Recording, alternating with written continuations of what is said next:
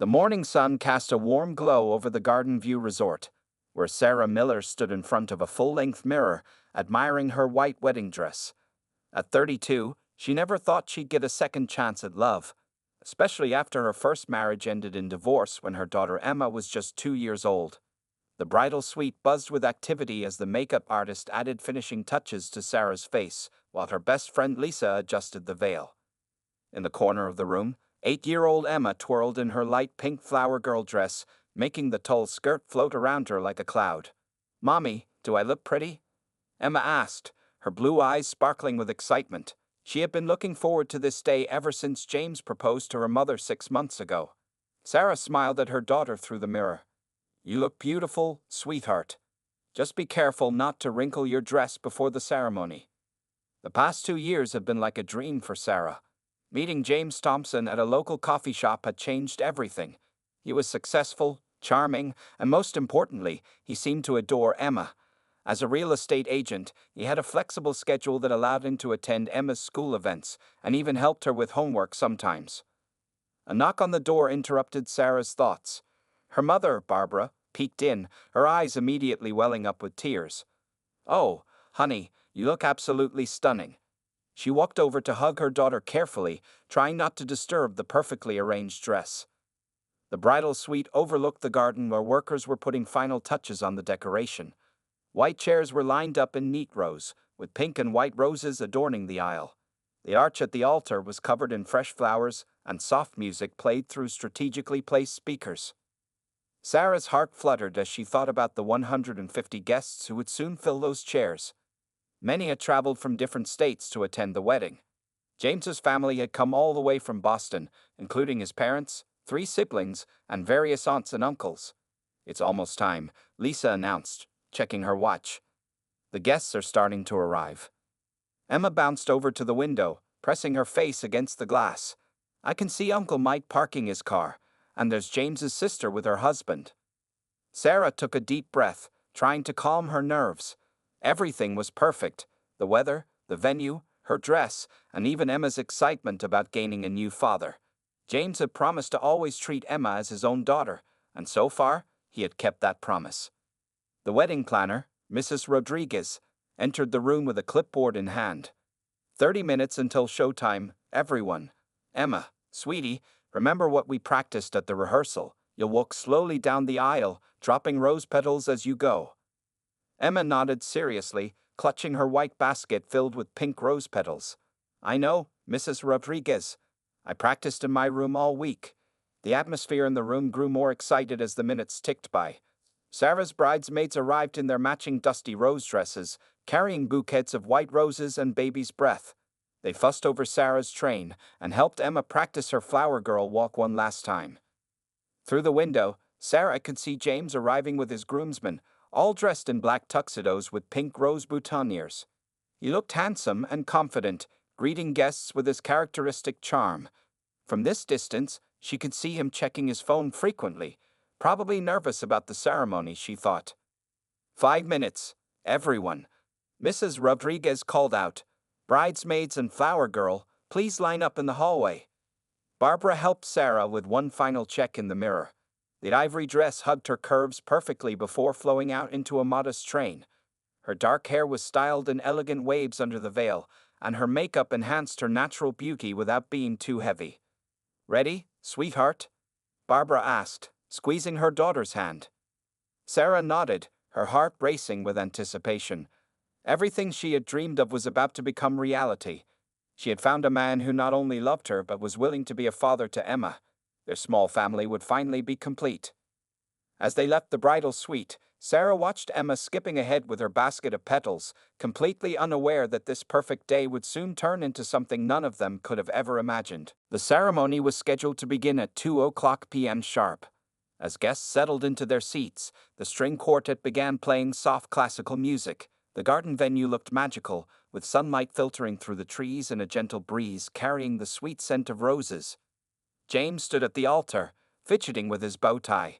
His best man, Robert, noticed his friend's unusual restlessness and whispered, "Everything okay, man?" "Yeah, just want everything to be perfect," James replied, checking his phone again. This was his third time looking at it in the past 5 minutes. From the back of the garden, Mrs. Rodriguez began organizing the wedding party for their entrance. Emma stood first in line, holding her basket of rose petals. She couldn't contain her excitement and kept practicing her petal throwing technique, despite the wedding planner's gentle reminders to save the petals for the actual walk. "Emma, sweetheart, please stand still," Mrs. Rodriguez said, trying to keep her voice patient. "We don't want to run out of petals before you reach the altar." The music changed, signaling the start of the procession. As Emma began her walk down the aisle, guests smiled and whispered about how adorable she looked. She took her role very seriously, carefully dropping petals as she practiced. However, her excitement got the better of her, and she started adding little twirls between steps. James' expression tightened slightly at Emma's embellishments to her walk. His mother, seated in the front row, frowned at the child's behavior. Several guests noticed James's jaw clench, but they attributed it to normal wedding day nerves. The bridesmaids followed, walking gracefully down the aisle. Lisa, as maid of honor, gave Emma a gentle pat on the shoulder as she passed her. The little girl had reached the front but continued to sway and dance slightly to the music. "Stand still," James mouthed to Emma, his eyes narrowing. The little girl tried to comply but couldn't help shifting from foot to foot. Just then, Sarah appeared at the end of the aisle. The guests rose, turning to watch the bride.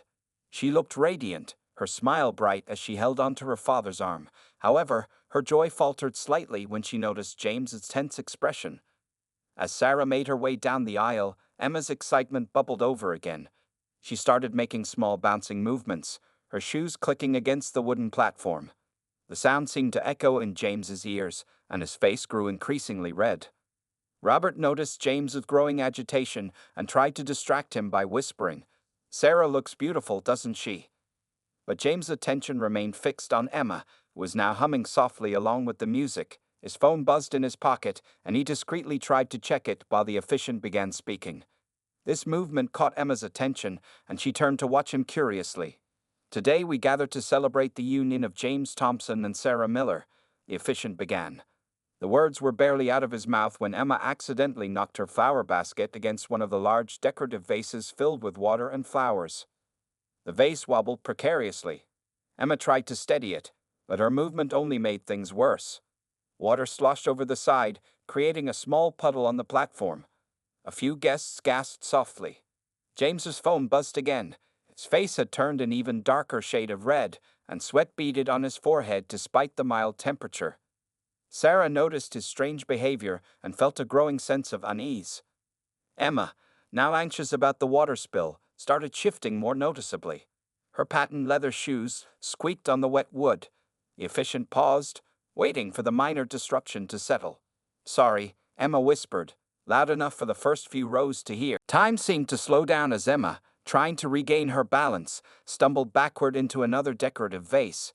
This one tipped over with a loud crash, shattering on the wooden platform.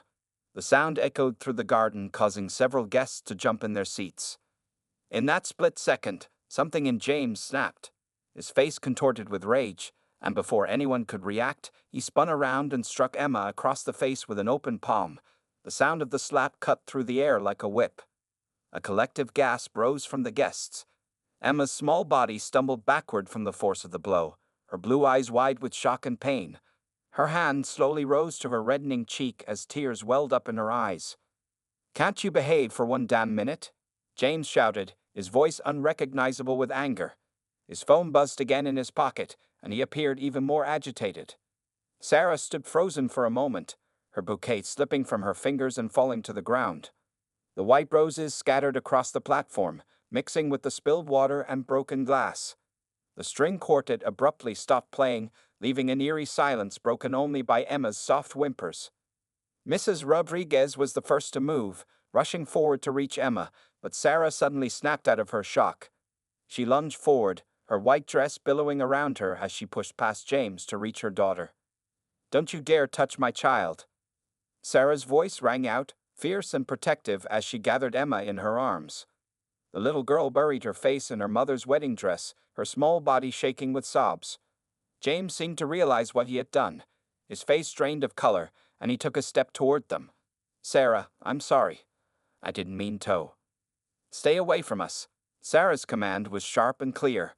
Her father had already reached the platform, positioning himself between James and his daughter and granddaughter. The guests sat in stunned silence, many with their hands covering their mouths in horror. James's mother stood up, her face flushed with embarrassment. He's just stressed, she tried to explain, but her words were met with angry murmurs from the crowd. Lisa, the maid of honor, quickly moved to shield Sarah and Emma, while Robert grabbed James's arm, pulling him back. "What the hell is wrong with you?" Robert hissed, his face showing disgust at his friend's actions. Emma lifted her tear-stained face from her mother's dress. A bright red handprint was visible on her cheek, and a small trickle of blood ran from where James's ring had caught her skin. The sight of blood caused another wave of gasps from the guests. "Mommy, I'm sorry about the vase," Emma whispered, her voice trembling. "I didn't mean to ruin everything." Sarah's heart broke at her daughter's words.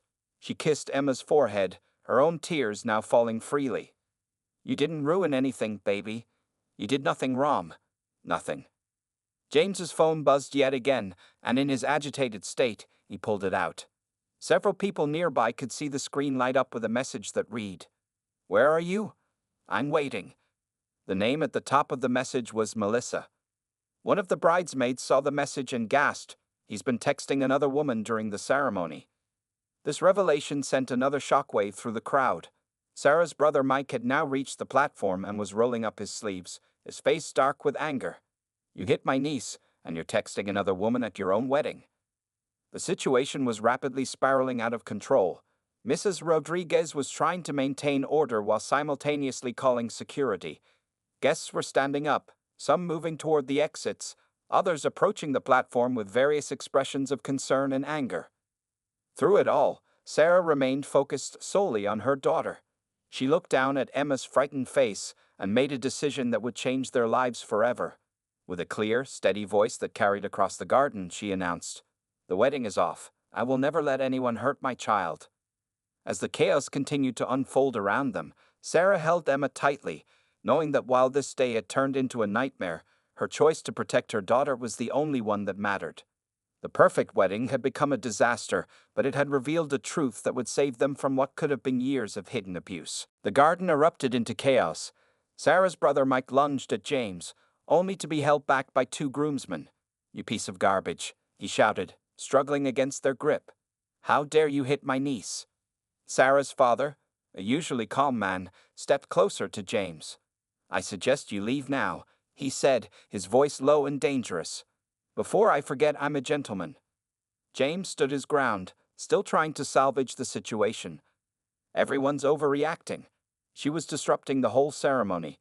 I was just disciplining her." "Disciplining her?" Sarah's voice cut through the commotion like ice. She had wrapped her veil around Emma to comfort her, not caring that her carefully styled hair was now falling around her face. "She's an 8-year-old child at a wedding, not your property to discipline."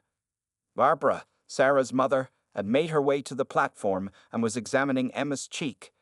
The mark had begun to bruise, and the small cut from James's ring looked angry and red. "We need to document this," she whispered to Sarah, "and get it cleaned up." Meanwhile, James's family was creating their own scene. His mother stood up, pointing her finger at Emma. "That child has been poorly behaved all day. James was just trying to maintain order at his own wedding." "Are you seriously defending him hitting a child?" Lisa stepped forward, her face flushed with anger. "What kind of people are you?" The wedding guests had divided into clear groups. Most were gathering around Sarah and Emma, forming a protective circle, while a small contingent of James's family tried to defend his actions. The rest of the guests stood in shocked clusters, whispering and recording the scene on their phones. Mrs. Rodriguez had finally reached security on her phone.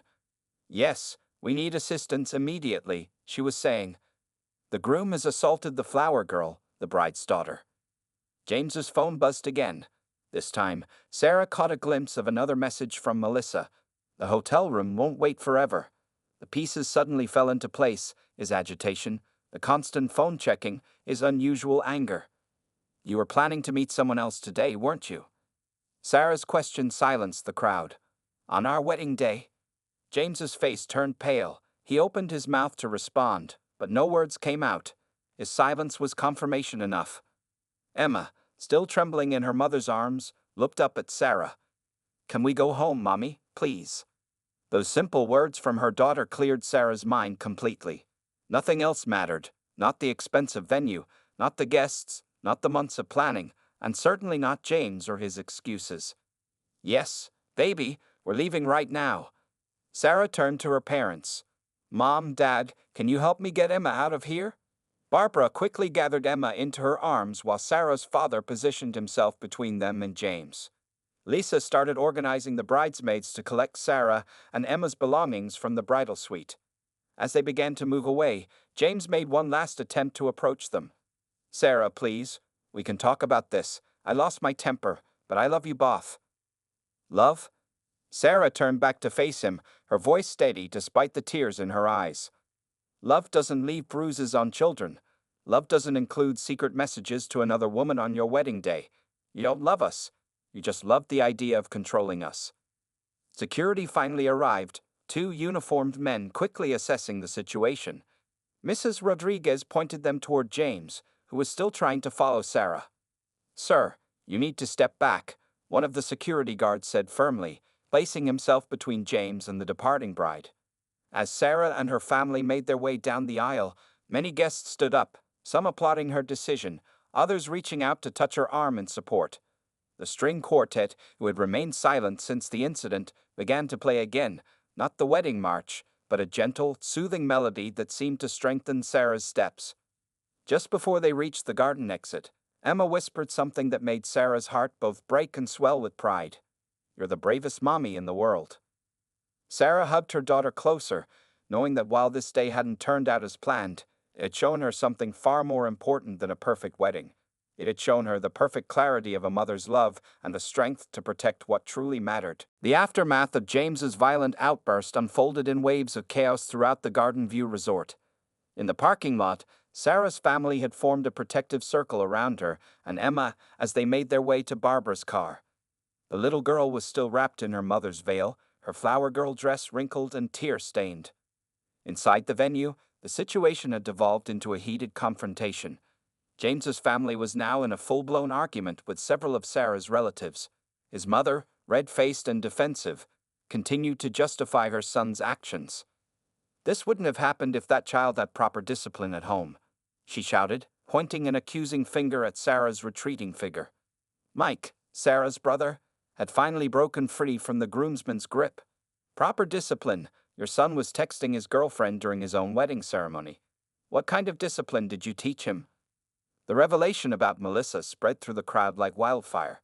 Several guests who had attended James' previous work events began sharing stories they previously kept quiet. A colleague's wife mentioned seeing James and Melissa together at restaurants. Another guest recalled suspicious interactions at office parties. Meanwhile, Mrs. Rodriguez was dealing with multiple crises at once. She had called the police to file a report about the assault, directed the catering staff to stop food preparation, and was trying to manage the increasingly hostile atmosphere between the two families. The wedding photographer, who had captured the entire incident on camera, quietly approached Lisa. "I have everything documented," she whispered. "Clear shots of him hitting Emma and the aftermath. Tell Sarah I'll send them to her. She might need them." Outside, Barbara had taken charge of the situation. She sat in the back seat of her car with Emma, carefully cleaning the cut on her cheek with a first aid kit she kept in her purse. Sarah, still in her wedding dress, sat on the other side of Emma, holding her daughter's hand. "It stings, Grandma," Emma whimpered as Barbara applied antiseptic. "I know, sweetheart, just a little more," Barbara soothed, her hands gentle but her eyes fierce with anger at what had happened to her granddaughter.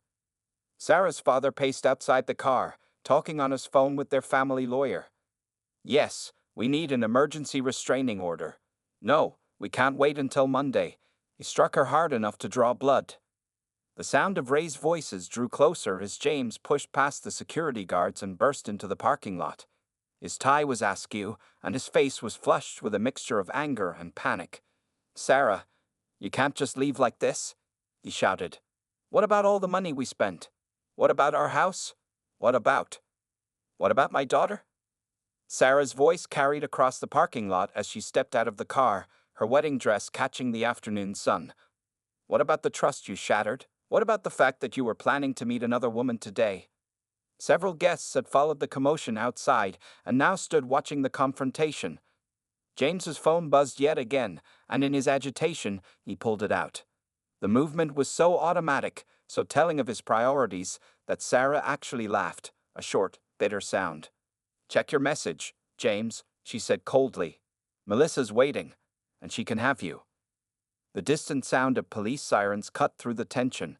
James's face changed from anger to fear as he realized the severity of his situation. His best man, Robert, who had followed him outside, grabbed his arm.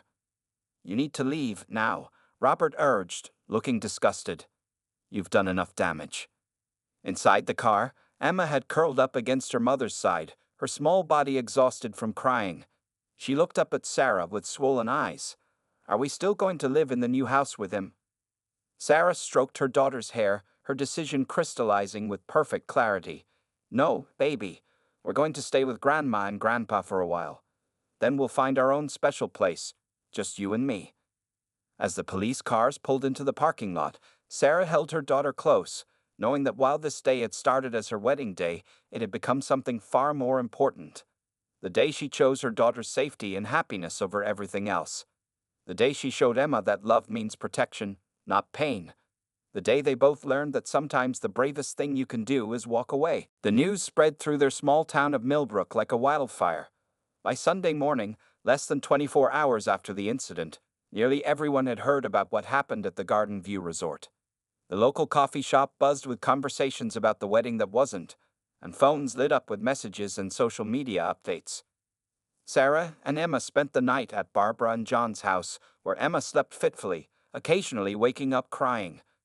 Sarah sat by her daughter's bed all night, watching the bruise on her cheek darken, her heart breaking with each whimper.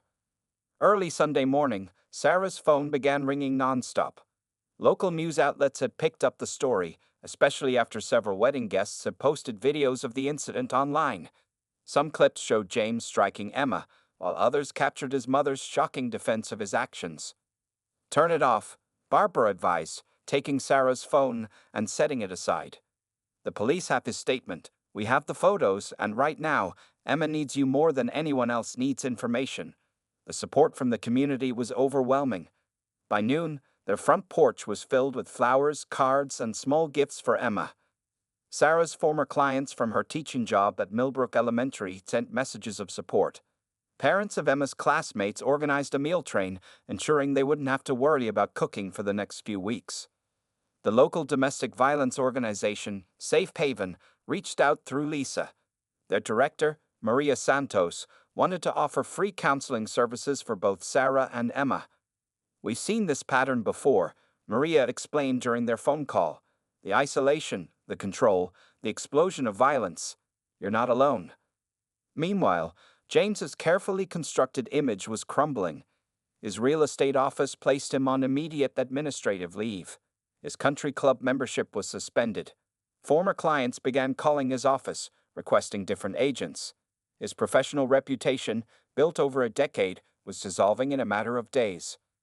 More disturbing information emerged about James's relationship with Melissa Carter, his assistant. Several of his colleagues came forward, revealing they had suspected the affair for months but feared speaking up. The hotel room James had booked for his wedding night was discovered to have been reserved under Melissa's name. Emma's school principal, Dr. Anderson, visited them personally on Sunday afternoon. "Emma's safety is our priority," she assured Sarah. "We've already alerted all staff members. James has been removed from the approved pickup list, and we've increased security at all entrances." The local police detective assigned to their case, Detective Martinez, called with an update. "We're taking this very seriously," she said. "The video evidence is compelling, and multiple witnesses have given statements. We're also investigating some concerning previous incidents that have come to light." By Sunday evening, a small group of protesters had gathered outside James's house, holding signs that read "Child abusers have no place here" and "Protect our children." Local news vans parked nearby, their cameras recording as James's mother tried to defend him to reporters. "It's been blown out of proportion," she insisted to the cameras. James is a respected member of this community. One mistake shouldn't define him. Her words backfired spectacularly. Within hours, the community's response grew stronger. The Millbrook Women's Association, where James's mother held a leadership position, asked for her resignation. The organization also announced a fundraiser to benefit Safe Haven in Emma's name. Sarah watched all this unfold from the safety of her parents' home, feeling both overwhelmed and grateful for the support. Emma had spent the day curled up on the couch, clutching her favorite stuffed rabbit, while a steady stream of visitors brought comfort and encouragement. "Mommy," Emma said quietly that evening, as they sat together looking at the cards and messages of support. "Everyone is being so nice to us." Sarah hugged her daughter close, careful to avoid the bruised cheek that now served as a visible reminder of their narrow escape. "That's because they know what happened was wrong, sweetheart. And they want to help make sure we're okay." As the sun set on that Sunday, Sarah realized that while her wedding day had turned into a nightmare, it had also revealed the true character of their community. In the face of violence and betrayal, they had chosen to stand with a mother and her daughter, showing that sometimes the worst moments can bring out the best in people. The story was far from over, but for the first time since the incident, Sarah felt something besides fear and anger. She felt hope. By Monday morning, the legal machinery was in full motion. Sarah sat in her lawyer's office, a thick folder of evidence spread across the desk. Attorney Rachel Bennett, a family law specialist, reviewed the photographs, videos, and witness statements with growing concern. "The evidence is overwhelming," Rachel said, pointing to the clear images the wedding photographer had provided. "Not only do we have the assault documented, but the text messages to Melissa prove premeditation of infidelity. This strengthens our case significantly." Detective Martinez arrived at the office with new information. Her investigation had uncovered a disturbing pattern in James's past. Two former girlfriends had come forward with stories of controlling behavior and angry outbursts, though none had previously filed charges. "We've also discovered something concerning about his business practices," Detective Martinez explained. "Several clients have reported aggressive behavior when deals didn't go his way. One elderly couple filed a complaint last year about feeling intimidated into a sale." While Sarah dealt with the legal proceedings, Emma stayed home from school, the bruise on her face still too visible to face her classmates. The school counselor, Mrs. Chen, made a house call to begin working with Emma on processing the trauma. "Emma's showing remarkable resilience," Mrs. Chen told Sarah privately, "but she's carrying a lot of guilt, thinking she ruined your wedding. We need to help her understand that none of this was her fault." James' attempts to contact Sarah continued, switching between angry demands and tearful apologies. His text messages ranged from "you're destroying my life" to "please, I'll get help, just give me another chance." Sarah forwarded each message to her lawyer without responding. The district attorney's office moved quickly, taking the case seriously due to the public nature of the assault and the victim's age. By Wednesday, they had filed criminal charges against James for child abuse and assault. "We're also investigating the financial aspects," the DA's assistant informed Sarah. "The evidence suggests he was misusing company resources to facilitate his affair with Ms. Carter." James' real estate firm conducted their own internal investigation, uncovering a pattern of expense account abuse and questionable transactions. By the end of the week, they had terminated his employment and issued a public statement distancing themselves from his actions. Melissa Carter, the woman James had been texting during the ceremony, finally broke her silence. She contacted Sarah's lawyer, offering to testify about James's history of manipulative behavior. "He told me you knew about us," Melissa wrote in a sworn statement. "He said you were fine with it, that your marriage was just for show. I feel horrible about believing him." The judge reviewing the case granted an immediate temporary restraining order protecting both Sarah and Emma. The order prohibited James from coming within 500 feet of their home, Emma's school, or Sarah's workplace. "This is just the beginning," Rachel advised Sarah. "We're building a strong case for a permanent order of protection. His behavior shows a clear pattern of escalation that the court takes very seriously." During a preliminary hearing, James's lawyer attempted to downplay the incident, describing it as a momentary lapse in judgment due to wedding day stress. The judge was unimpressed, especially after viewing the wedding video. "Mr. Thompson," the judge said sternly, "stress does not excuse violence against a child. This court takes a very dim view of your actions. Emma's pediatrician documented the healing bruise and cut, adding photos to the growing file of evidence. Physical wounds heal, she told Sarah, but we need to ensure the emotional wounds don't leave lasting scars. The criminal investigation expanded as more people came forward. James's former secretary revealed he had a history of angry outbursts at work, often throwing objects when deals fell through. His medical records, subpoenaed by the court, showed no attempts to seek help for anger management despite previous incidents. Sarah found unexpected strength in the legal process. Each new revelation confirmed that she had made the right decision in protecting Emma. The system, which so often moves slowly, seemed to recognize the urgency of their situation. As Friday approached, Sarah's lawyer prepared for a major hearing that would determine the long-term legal consequences of James's actions. The evidence was overwhelming, the witnesses were credible, and the community's support was unwavering. "We're going to make sure he faces the full consequences of his actions," Rachel assured Sarah. No child should ever fear the man who was supposed to become their father. 6 months after the wedding that never was, Sarah and Emma stood in the doorway of their new home. It was smaller than the house they would have shared with James, but it was theirs. A fresh start in a different neighborhood of Millbrook, away from painful memories. "Can I paint my room purple?" Emma asked, her eyes bright with excitement. The bruise on her cheek had long since faded, but the emotional healing had taken time and continued through regular sessions with her therapist. "Of course you can, sweetie," Sarah replied, watching her daughter run up the stairs to explore. The sound of Emma's laughter echoing through their new home was the sweetest music she'd ever heard. The legal proceedings had concluded 2 weeks ago. James had been sentenced to mandatory anger management classes, community service, and placed on probation. The restraining order was made permanent, and he was required to pay significant restitution to cover Emma's therapy costs. His real estate license had been suspended pending a state board investigation into his business practices. The affair with Melissa had cost him more than his marriage. His professional reputation was in ruins. Last Sarah heard, he had moved to another state to start over. The wedding photographer's images had served a different purpose than intended. Instead of capturing happy memories, they had provided crucial evidence in court.